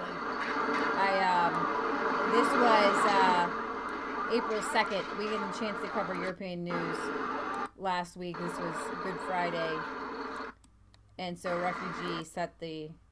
when they're not probably over the Wi-Fi. And I don't want to joke about somebody died, but it probably was over something stupid like that. Here's the deal. Again, and I'm going to do this, I'm going to hammer it every single time. If you can, as one small light may light 1,000 candles or whatever was my William Bradford quote. As one candle may light 1,000. All right, here's the deal. So the light here. A tiny, tiny match could set ablaze an entire building. So the next thing that needs to be outlawed before cars and before knives is fire. No, just fire. Fire. No more fire. Fire is now illegal. Okay? Flint and matches and the you know, lighters and things like that. Gas stoves, anything that can create fire. Sticks. Rubbing together. Sticks are outlawed. Sticks are outlawed. All trees chopped down. Seriously, because we can't have fire, because obviously some people don't know how to use it properly. Fire needs to be banned and outlawed. Right. And we need to take away from everyone the ability to make fire. Right. Let's see. England's Best says that there are also rumors going around that the left are creating more political parties with the sole purpose of splitting the right's vote. What a world we live in. Brits siding with the EU. It is sad. Most Brits, I do not believe. Not most, but there are a majority of Brits that do not believe that you guys... That's why you guys voted leave. You voted to get out of the European Union, and most people are waking up to that. Devonna says in Google, there's Sharia law in Irving, Texas. This is, and you can't, Simon says you can't have air for the fire, because obviously fire needs air, so we just need to get rid of all air. It's endless, really. Okay, Jim West says, fire is okay, but assault fire is bad. If you're going to use fire for an assault, it's definitely a bad thing. I think, does that wrap up your news for today? Yep. So, you know, Victor going to probably pull out a win here. Syria false flag attack. I don't want to go to war with Russia. I just feel like it's not a good idea. It's a bad idea. I don't know if Maia is here. She had requested a song. but we didn't get to practice it. So next week, we're going to sing Faith of Our Fathers. Sounds like fun. She had texted me that today. What else do you have? Oh, I don't have anything. You have to have something. It's Sunday. It's our Sunday show. That's it. That's all I have. I have no more. A song. A song. That's your job. I got the news. I had Faith of Our Fathers. You want to try to sing that, honey? I don't think it's a good idea. I sang it once at a pet visit on the way here. But it would sound better if we maybe had the guitar or something. No, let's practice that one first. Okay, but what song do you want to sing instead? That's your job to come up with something. Let's see. I asked you at the beginning, remember? Yeah, but I was going to sing the Faith of Our Fathers, but we didn't have time to practice it. Yeah. You did great. You can't just Google great hymns. I can. Yes, I can. No, you can't. Because I can just pick one. Yes, I can. Yes, I just did it. You can't just Google hymns. Yeah. Yes, I can. Here she's. When was the last time we sang Blessed Assurance? That's a good one. Oh, hi. Oh, what was the song you wanted to sing yesterday? You texted me. And you said, how come we don't ever sing? We're going to practice that one too. Oh, crown him with many crowns.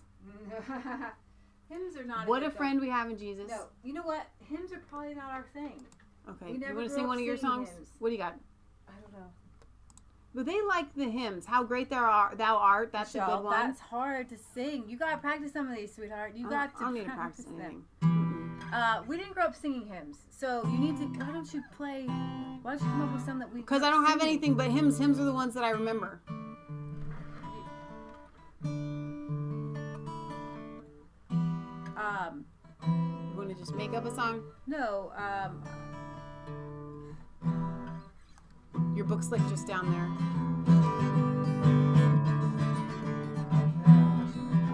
Are we still tuned to the piano? We can fix it.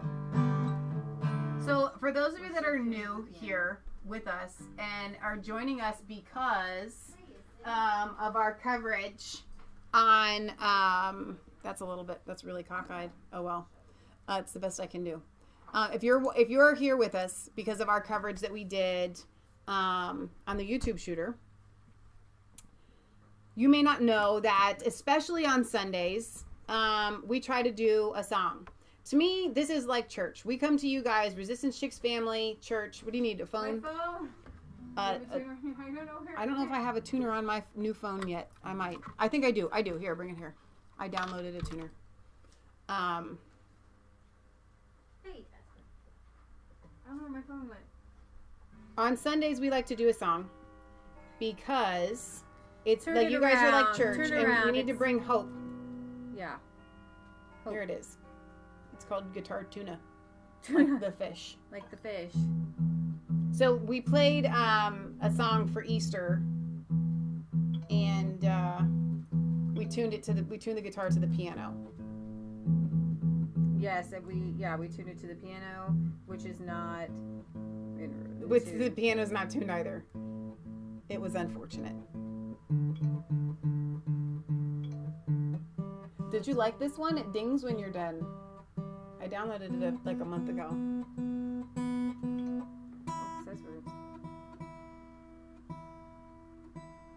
Close enough. All right, that'll do big. Are you really gonna play that one? You don't even know what I'm playing, do you? It sounded like Here, we know what we're gonna do. This is gonna be the song we did last week. This is unbelievable.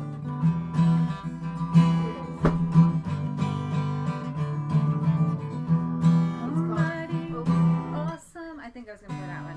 When was the last time we sang that one? Was it more recent? Matter. No, we haven't. Do you need this? How come these aren't alphabetical like mine are? There's a thing in the front. Mine are alphabetical.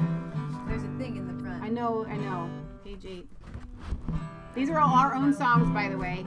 This is actually Leah's book. Is there a pig around here? Yeah.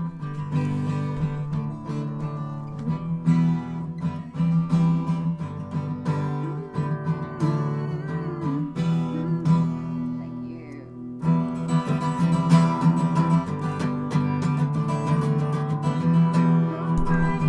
Awesome.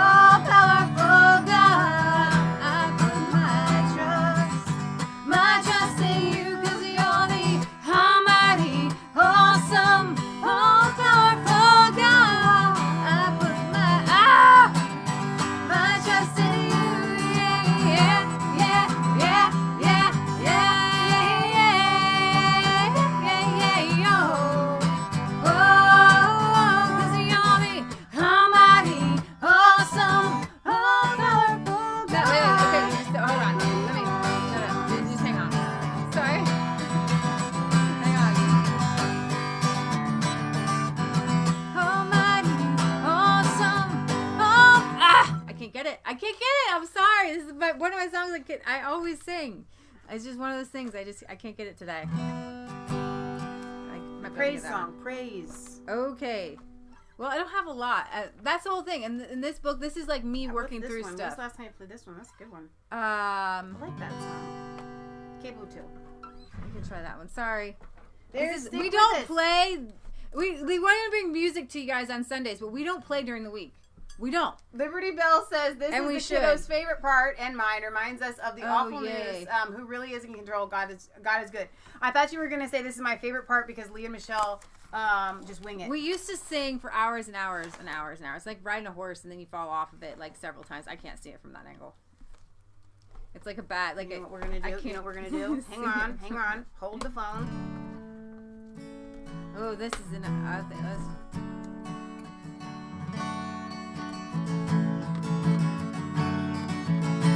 Let's try this. Oh, you can do it. This isn't a praise song. Okay, you want to do a different one? I don't know. This is a rough day when we don't have a song. What this one? That's a good one. Yeah, that's not bad. All I think I can get that one.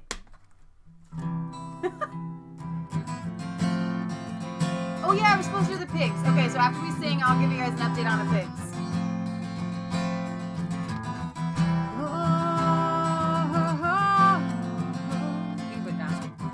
I need the mind of Christ today when Lord, I need wisdom, Lord.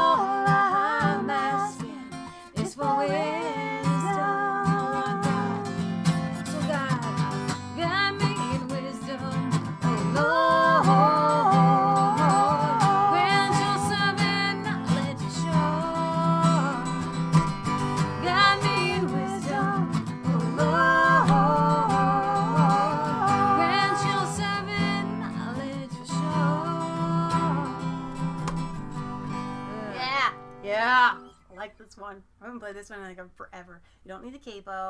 This is a good song. It's a victory song. Literally. It's called Today is the Day of Triumph.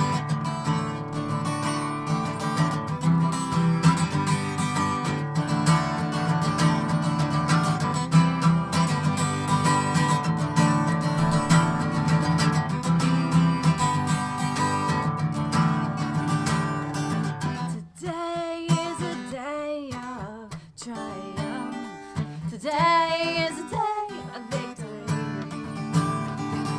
The past is behind and the future is ours. Today is a day of victory. Today is a day of victory. Rejoice, rejoice, rejoice in the King. Oh, praise, praise, praise Him in everything. In the midst of the battle, in the midst of the fight, I will mount with a shout of praise as our enemies turn and take flight.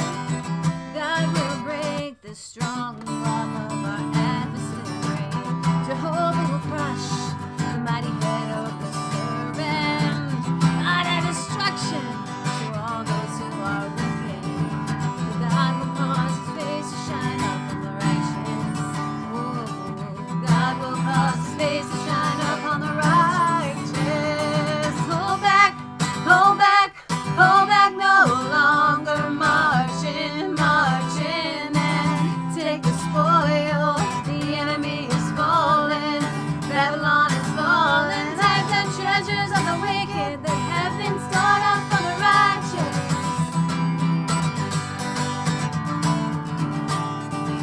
Today is a day of triumph. Today is a day of victory.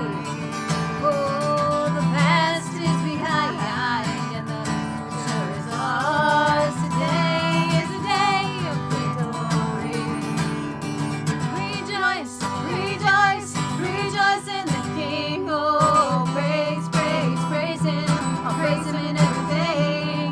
In the midst of the battle, in the midst of the fight, I will mount up a shout of praise as our enemies turn and take flight. God will break the strong arm of our adversary. Jehovah will crush the mighty head of the serpent. Oh, utter destruction to all those who are wicked. For God will cause His face to shine up on the righteous. Oh my God will cause His face to shine up on the righteous.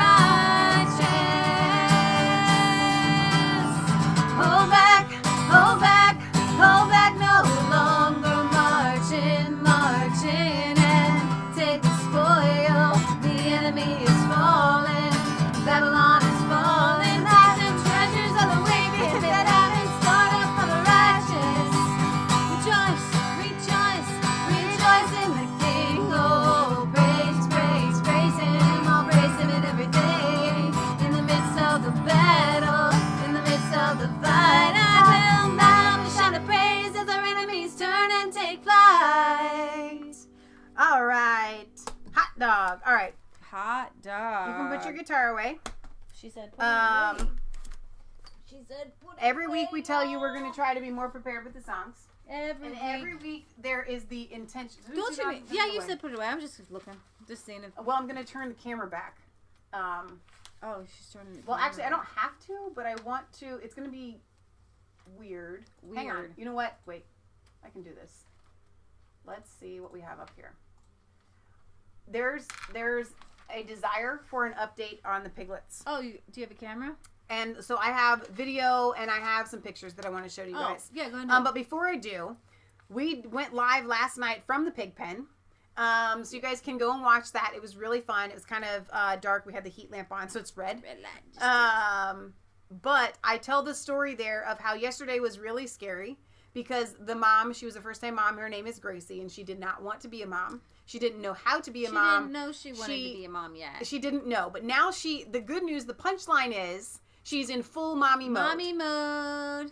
So I want to show you guys, and I'm going to need the earphones here so that I can see what is going on here.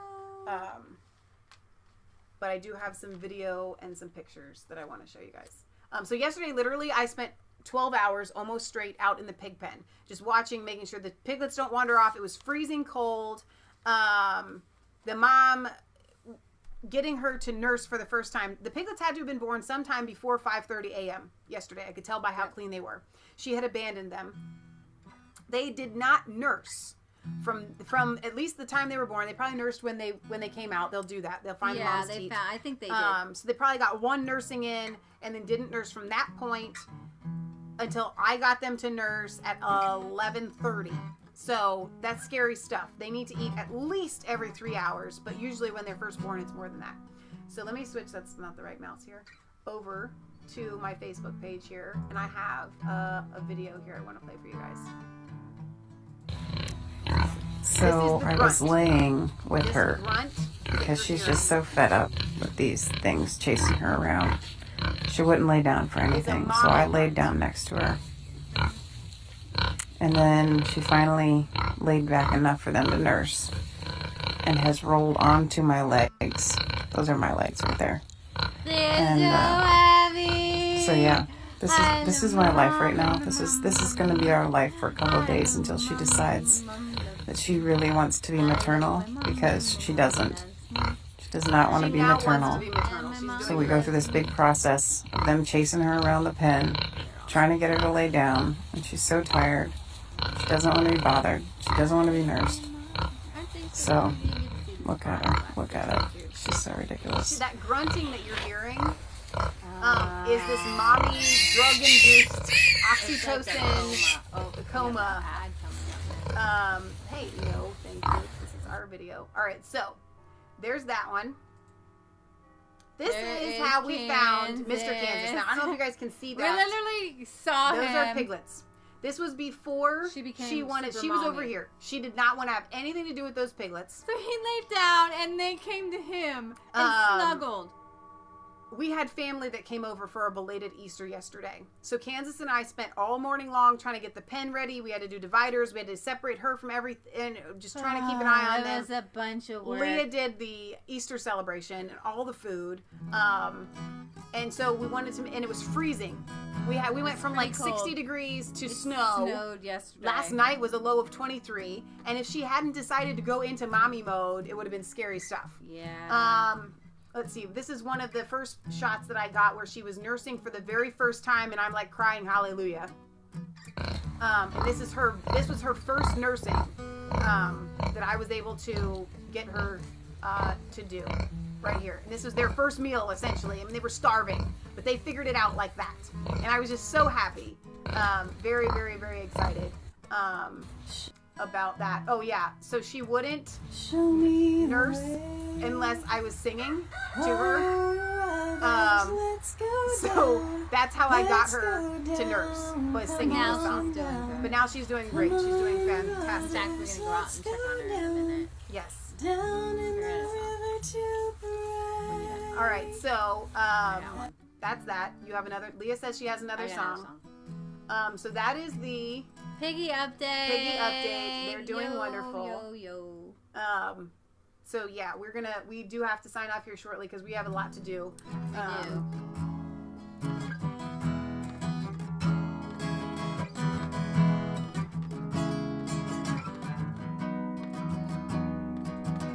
So this song, you're gonna hear the words are, "Hey world, what's that sound? Everybody watch what's going around." And that is to represent the rise of Christianity and how literally Christianity took over the globe because of love, because of peace, because literally God just rushing over us with his joy, and people experiencing that life transformative power. That's really what made Christianity spread. And in any way it spread militarily, it doesn't stick. So on the Facebook live chat, which I forgot to get back to, I try to go back to that periodically. Sorry guys. Benjamin wants to know if we had written those two songs. The songs that we just played, that Leah just played, Leah did write. She wrote this one as well.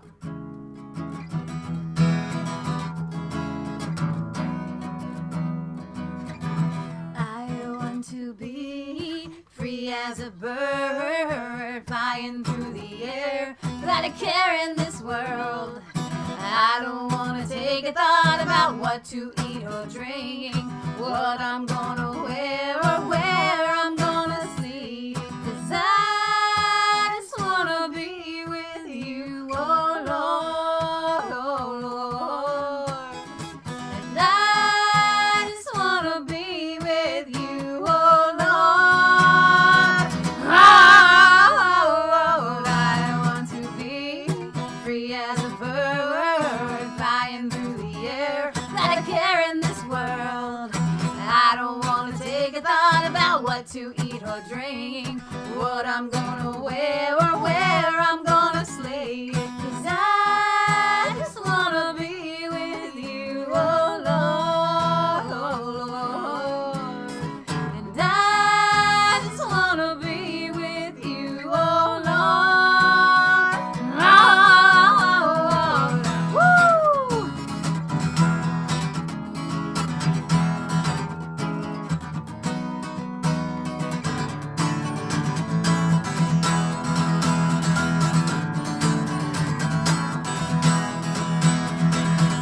Hey world, what's that sound? Everybody watch what's going round. What's going round?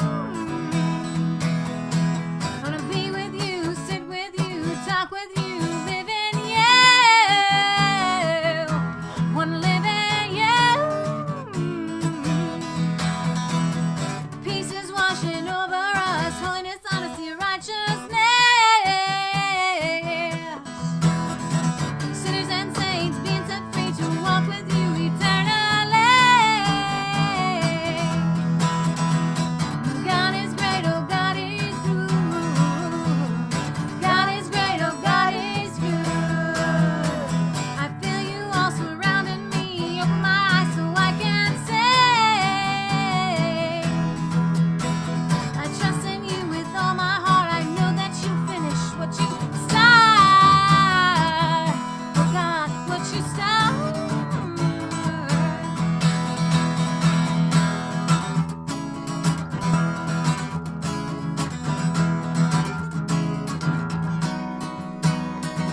And I want to be free as a bird, flying through the air, not a care in this world.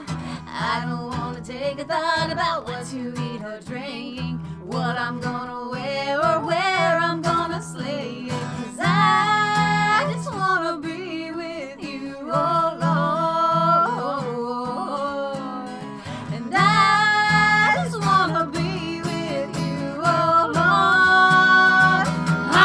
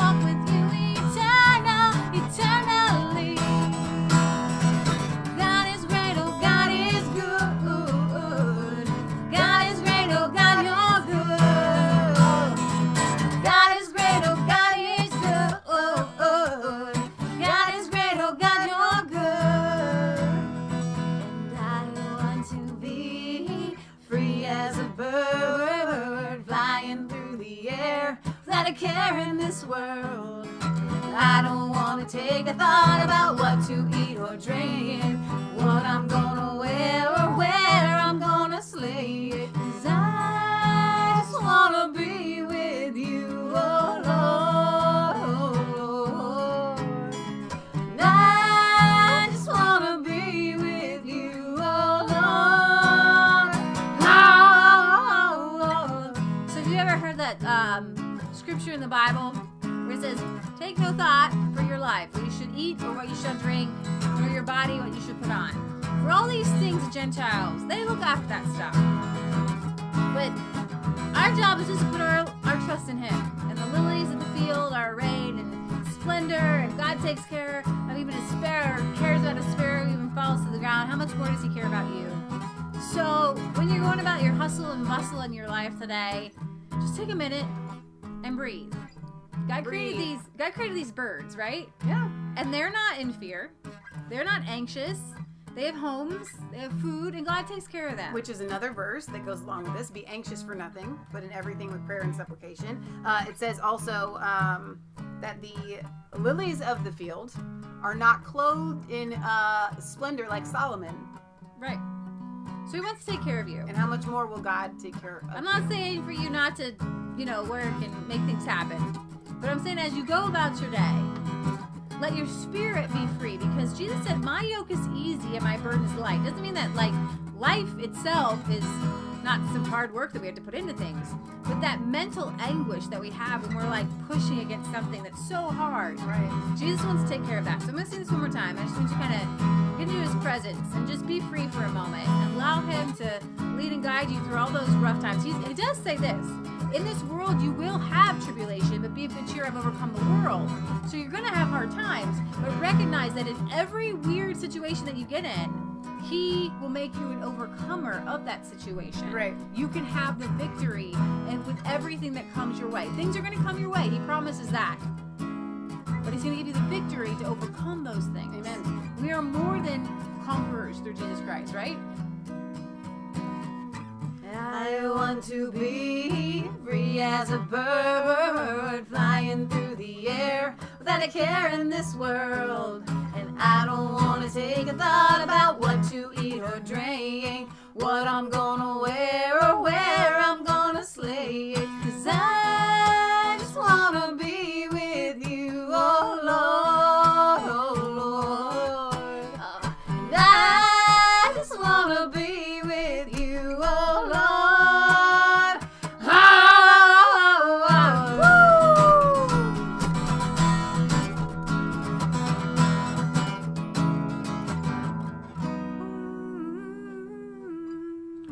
Thank you guys for being here today. I want to thank our moderators who were here. I don't even know who all was here. I know Gary, I saw.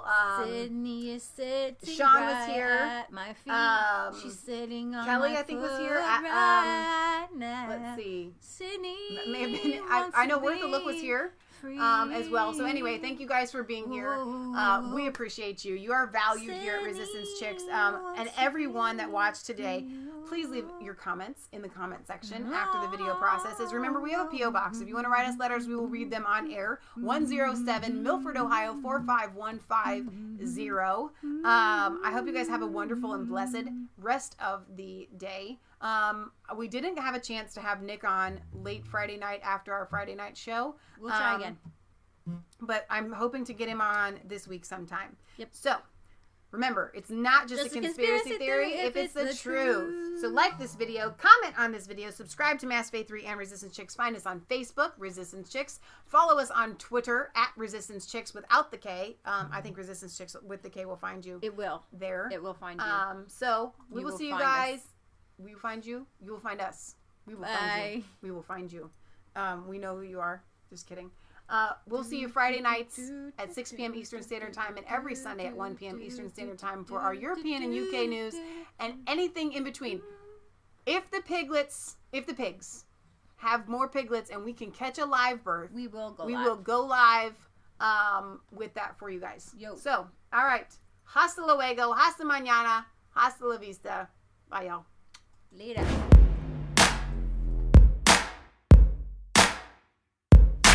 I was cold. Let's go.